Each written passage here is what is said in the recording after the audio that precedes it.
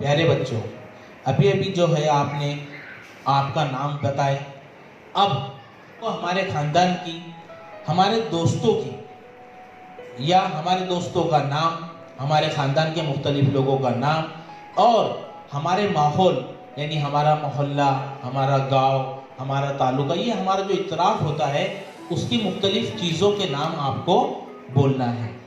मेरे अब्बा का नाम सैयद फकीरा है, मेरी अम्मी का नाम यास्मीन भी है, मेरे भाई का नाम फैजान है, मेरी बहन का नाम आयशा है, मेरी सहेली का नाम सुमेरा है, मेरे गांव का नाम फतेहपुर है।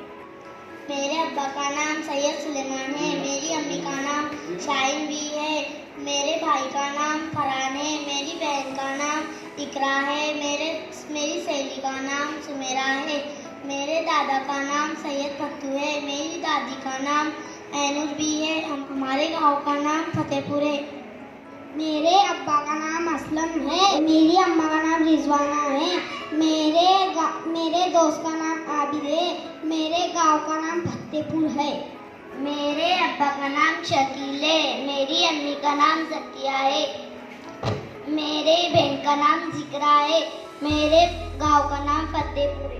मेरे अब्बा का नाम अकील है, मेरे अम्मा का नाम रुखसाना है, मेरे भाई का नाम साहिल है, मेरे दोस्त का नाम साहिल है, मेरे गांव का नाम फतेहपुर है।